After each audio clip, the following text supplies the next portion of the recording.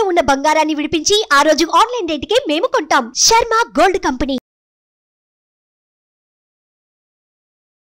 నమస్తే, welcome to Suman TV. నేను మీ యామ్ని. మనకి జూన్ నెలలో 12 రాశుల వారికి ఏ విధంగా ఉంటుంది, ఈ విషయాలు మనకి తెలియచేయడానికి ప్రస్తుతం మనతో ఉన్నారు ప్రముఖ ఆధ్యాత్మికవేత్త, ప్రముఖ జ్యోతిష వాస్తు పండితులు, బ్రహ్మశ్రీ డాక్టర్ నాయకంటి మల్లికార్జున శర్మ గారు ఉన్నారు. గురుగారితో మాట్లాడి మనకున్న సందేహాన్ని అడిగి తెలుసుకుందాం. నమస్కారం గురుగారు. నమస్కారం. గురుగారు, జూన్ నెలలో అండి అసలు కన్యా రాశి వారికి ఏ విధంగా ఉంటుంది, అసలు వీళ్ళకి సంబంధించిన పరిహారాలు ఏ విధంగా చేసుకుంటే మంచిది అంటారు మీరు? ఓం శ్రీ గురుభ్యో నమః. జూన్ నెలలో కన్యారాశి వాళ్ళకి ఎలాంటి ఫలితాలు వస్తాయి అంటే, కన్యారాశిలో కేతు యొక్క సంచారం, షష్టమ స్థానంలో శని యొక్క సంచారం, సప్తమంలో రాహు, అలానే అష్టమ స్థానంలో కుజుడి యొక్క సంచారం, భాగ్యస్థానంలో గురువు, శుక్రుడు, బుధుడు, రవిగ్రహాలు ఉండటం ఒకటి.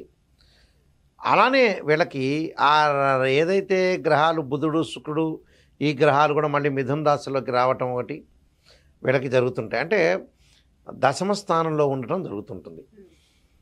అయితే రాస్యాధిపతి అనుకూలంగా ఉండటం వల్ల కన్యా రాస్యాధిపతి బుధుడు ఏదైతే భాగ్యస్థానంలో ఉండటం వల్ల వృత్తిపరంగా అనుకూలంగా ఉంటుందని చెప్పుకోవచ్చు. అంటే ఆరోగ్యపరంగా కొంత కుజుడు అనుకూలంగా లేకపోయినా, ఆరోగ్యపరంగా వీళ్ళకి ఏంటంటే అష్టమ స్థానంలో కుజుడు యొక్క సంచారం వల్ల తృతీయాధిపతి ఏదైతే ఉంటాడో కుజుడు అష్టమ స్థానంలో ఉండటం వల్ల ఆరోగ్యపరంగా సంబంధించిన విషయాల్లో కొంత ఆందోళన కలిగించే అవకాశాలు ఉంటాయి. అంటే అలానే ఇబ్బంది పడాల్సిన పని లేదు, ఆరోగ్య విషయంలో అప్రమత్తంగా ఉండాలని అర్థం. ఉన్న ఫ్యాక్ట్ చెప్తాను.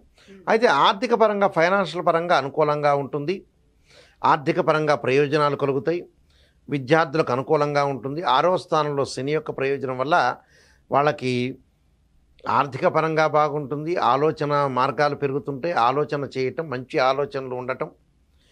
మంచి ఆలోచనలో పాటు ఇక్కడ ఏదైతే భాగ్యస్థానంలో అంటే చతుర్థాధిపతి అలానే సప్తమాధిపతి కూడా భాగ్యస్థానంలో ఉండడం వల్ల ఆర్థిక పరంగా ప్రయోజనాలు కలుగుతారు. అలానే ద్వితీయాధిపతితో కలిసి ఉంటాడు కాబట్టి అందువల్ల ఆర్థిక పరంగా ప్రయోజనాలు కలుగుతుంటే ఆర్థిక పరంగా అనుకూలంగా ఉంటుంది, ధనలాభం కలిగే అవకాశం ఉంటుంది. ధనలాభంతో పాటు కుటుంబ విషయాల్లో కూడా కొంత కాన్సన్ట్రేషన్ చేయటం ఒకటి. ఆ కాన్సన్ట్రేషన్తో పాటు ఆర్థిక స్థితిగతి కూడా కొంత పరిగణలోకి తీసుకోవాలి. ప్రయోజనాలు బాగా లాభం, ఉద్యోగస్తులకు ప్రమోషన్లు, వ్యాపారస్తులకు అనుకూలంగా ఉండటం ఒకటి. అలానే కొన్ని కష్టపడి పెంచేయటానికి అవసరమైన మార్గాలు వెతుకుంటారు.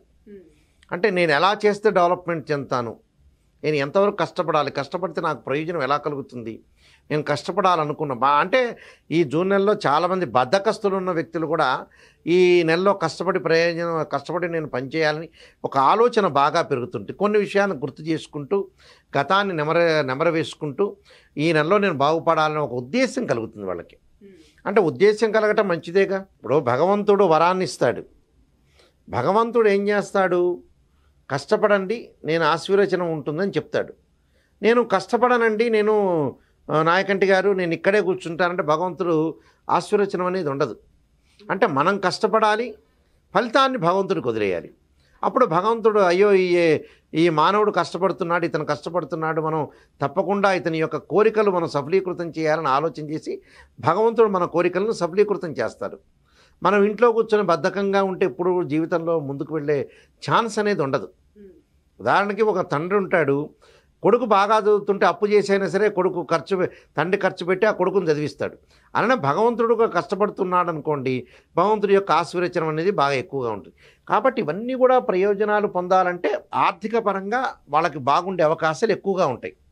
అంటే ఈ రాశి వాళ్ళకు వచ్చేటప్పుడు అలా భాగ్యస్థానంలో గురువు, శుక్రుడు, బుధుడు ఉండటం వల్ల చాలా అనుకూలమైన ఫలితాలు జరిగే అవకాశాలు ఎక్కువ ఉంటాయి.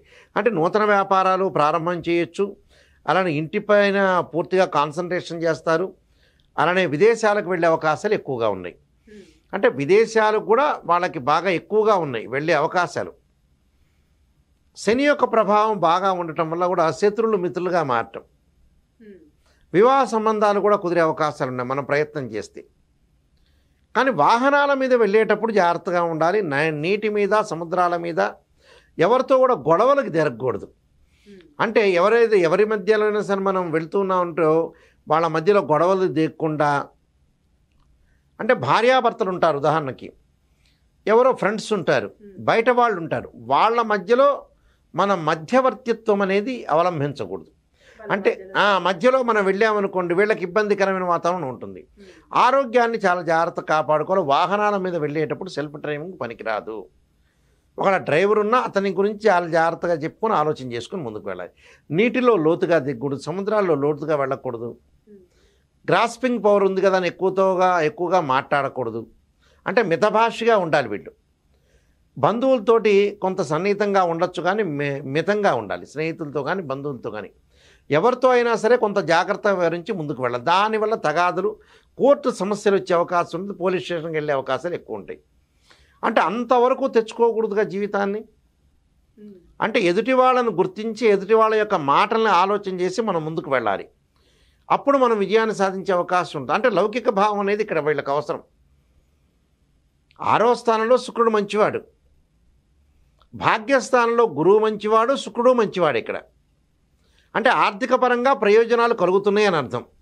దశమ స్థానంలోకి శుక్రుడు వస్తే కూడా మంచివాడు. ఇక్కడ జూన్ 15 తర్వాత బుధుడు కూడా మంచివాడు. ఇక్కడ అంటే నూతన వ్యాపారాలు ప్రారంభం చేయొచ్చు, వ్యాపార పరంగా ముందుకు వెళ్ళట్టు, బిజినెస్ టెక్నిక్లో ముందుకు వెళ్ళొచ్చు. రియల్ ఎస్టేట్ వాళ్ళకి కొంచెం డౌన్ఫాల్ జరిగే అవకాశాలు ఎక్కువ ఉంటాయి వీళ్ళకి. కోర్టు సమస్యల్లో కూడా కొంత మానసికంగా ఆందోళన కలిగే అవకాశం వీళ్ళకు ఉంటుంది. కానీ వివాహ ప్రయత్నాలు సఫలీకృతం అవుతాయి, డబ్బులు సంపాదించే అవకాశం ఒకటి ఉంటుంది. ఇళ్ళు కొనుగోలు చేయలేకపోవటం ఒకటి, అగ్రికల్చర్ ల్యాండ్ కొనుగోలు చేయలేకపోవడం జరుగుతుంటుంది. అంటే కుజుడి యొక్క ప్రభావం బాగా లేదు కాబట్టి ఇళ్ళు కానీ భూములు కానీ ఆస్తులు కానీ కొనుగోలు చేయలేరు. అంటే డబ్బును పొదుపు చేసుకుంటాడు, డబ్బు దానిలో ఉంటుంది, బ్యాంకులోనే ఎక్కడో ఇన్సూరెన్స్లో దానిలో పెట్టుకుంటాడు, కానీ స్థిరాస్తి అనేది కొనుగోలు చేయలేడు. మళ్ళీ వాహనాలు కొనుగోలు చేస్తాడు.